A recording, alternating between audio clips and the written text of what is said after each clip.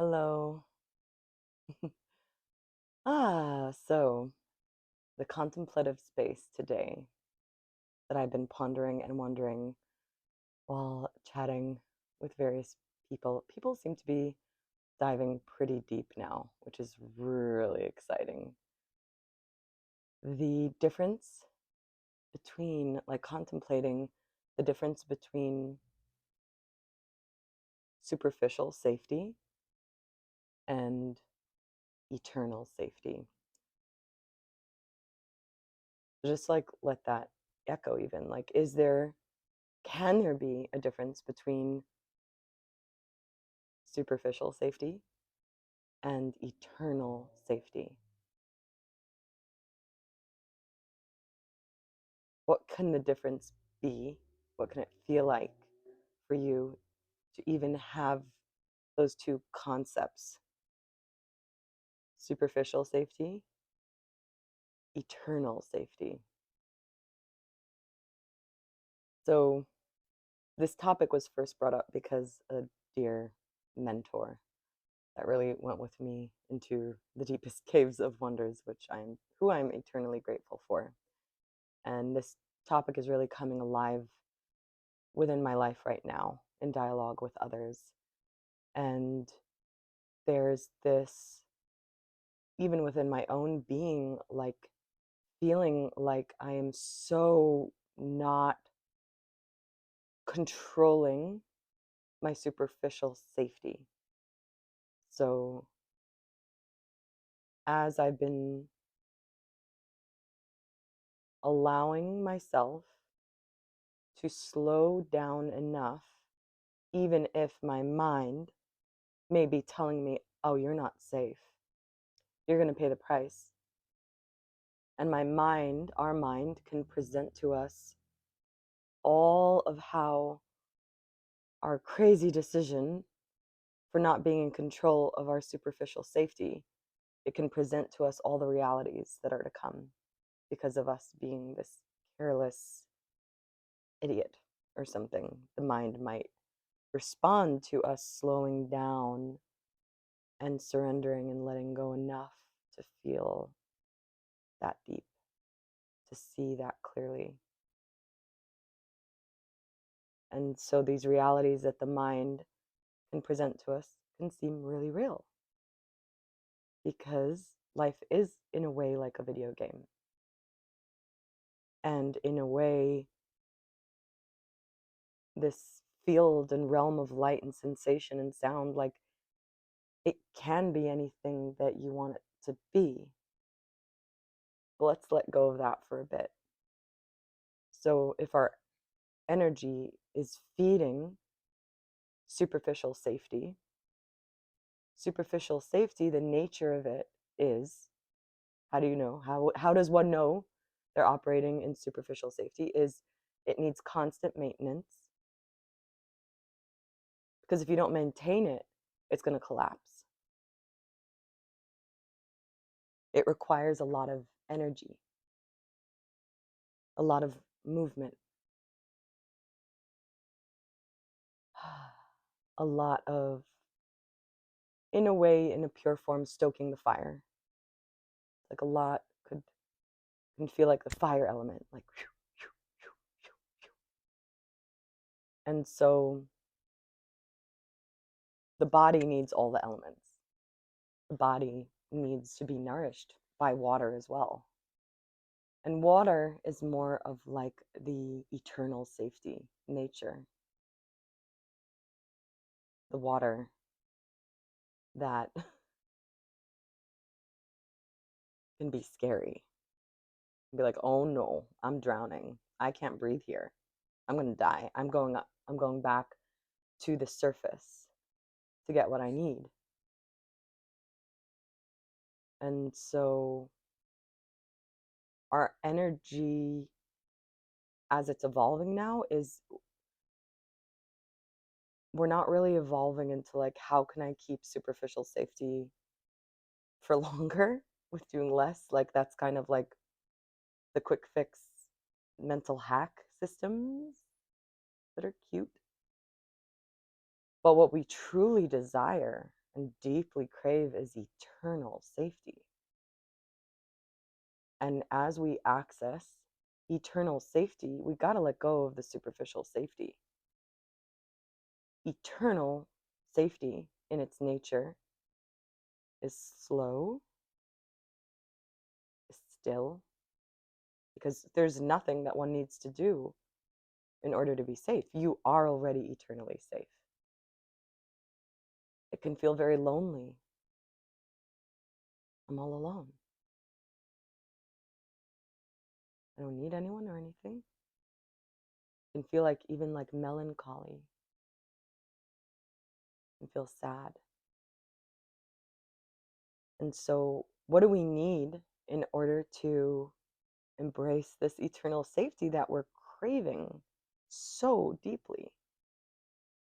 So deeply.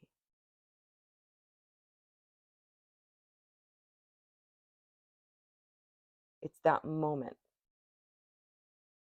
That moment when you feel like you're about to die or suffocate, or like you can't handle it anymore, or like if you don't do that thing, then that moment, if you stop and melt into the Epsom salt bath of all the sensations arising and thoughts and stories, and you soak in it rather than run from it, what happens is a digestion process occurs. You start digesting and recycling that matter. And rather than resisting feeling it and creating realities that are all repressing you, deepening into how you're eternally safe, and living these superficial timelines that you never really feel like your whole soul is there. There's always a feeling of homesickness. So, that moment when you're about to run, you stop and soak it in and drink that elixir of eternal safety. That moment is the moment something dies, which wasn't you. The identification with what you thought you were dies. There's grief, but it's pure. And there's a remembrance of how it's all within you. You are already birthed with everything you need. You are all the elements. You're already connected to everything and everyone. You already have impact. You are the purpose. You are enough no matter what your mind thinks. And so it can feel like a death as we adapt into this remembrance of like, oh, I'm not all that. But the beauty of what happens is like, oh my God, I was always this. I was always this.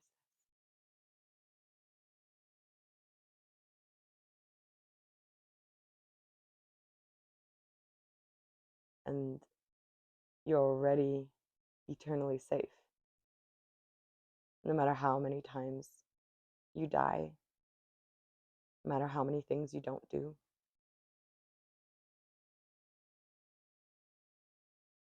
you realize truly that when you're alone in this remembrance that we are all one, you discover that extra L, all one, that love that actually comes from inside you. It doesn't come outside you. To think that we need to do something to get love and be safe isn't the truth of our deepest nature, of our soul. Our soul knows that we are the love, so we don't need to do anything to get love.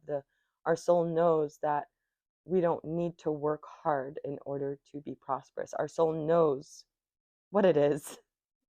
Our soul doesn't have an eye looking at itself. Our soul is just this speck of light shining outward like a fountain of primary water, water sourced from within our earth.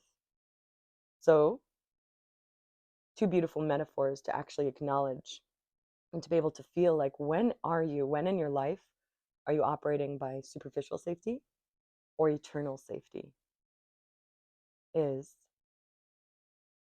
superficial safety is like constantly trimming a tree or like a bush to like make it not get in the way, and it like needs constant maintenance. And in a way it's like not its natural form if you keep turning the bush into a box or something. And so tapping into eternal safety with this odd metaphor would be like, let's move the bush. Let's go into the seed of the bush. Let's relocate the bush to where it naturally is meant to be. And there's less maintenance required, and you can enjoy the natural native state of this plant or bush or whatever. Bush is kind of a funny example, but funny is fun. So, is there constant maintenance that you're needing to do in order to maintain safety? And can you go into the seed of what feels off? Breathe into it a little deeper. Find the seed and let it find its relocation. Another example is like, are you going to find all these waters that you can drink that are need all these cleanings and purifications and machinery? Or would you prefer tap into really pure water that's already pure, going to the source of the water?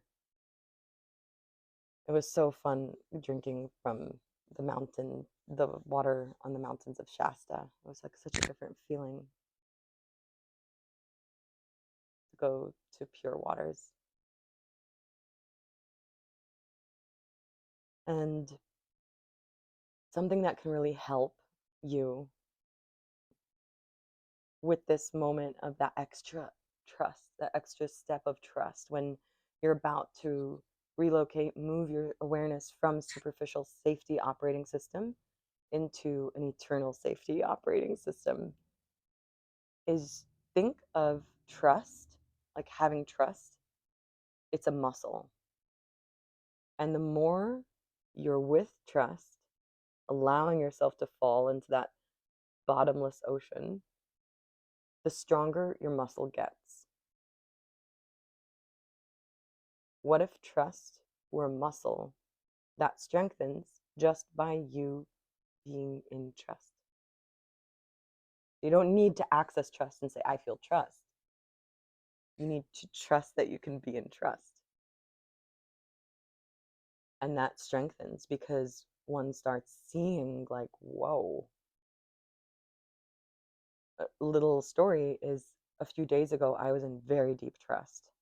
I was like, oh, I see my superficial safety operating system, and I'm choosing to be in trust, slow down, go to the water, go to the park, and work on writing this book that I'm really excited about. And I was like, oh, the superficial safety, but the work, but you should make that thing that will.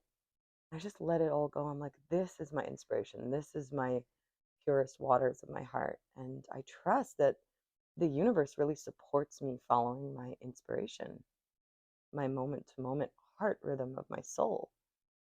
And then my sister calls me because I was worried about money and that I should do things for money that day. And instead, I chose to follow my soul's inspiration and make a video that wasn't necessarily selling anything and writing my book.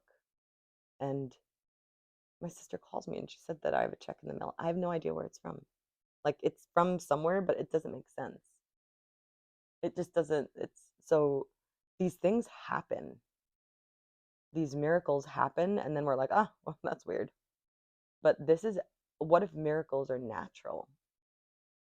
And what if, just what I like to leave you with is to wonder, what if you embracing that you're eternally safe no matter what could be the gateway into the realm of miracles, where miracles are actually part of nature, just the way nature works and speaks to you. How does that feel? Does it feel easeful? If it feels easeful, it means it's enlightening. It's bringing you into a lighter state of your body where light travels differently, a different frequency, at a different pace, where more is possible. You may feel that density being pooped out, quantum dumping, where you can tap into quantum alchemy, cosmos, your innocence. And cosmos, in a way, is the flip side of chaos. So as we allow ourselves to be in that chaotic state, what if this is tuning into eternal safety and cosmos, miracles, true nature, where you can actually be who you are, because this is who you are. Thank you for being with me if you have stayed. It's really fun to allow this authentic expression coming through again. It's been a while. So please let me know if it resonated with you, if it spoke to you, if questions bubble up, if resistance bubbles up. Like, I would love to connect more through this frequency and cultivate connection from this through this texture of being.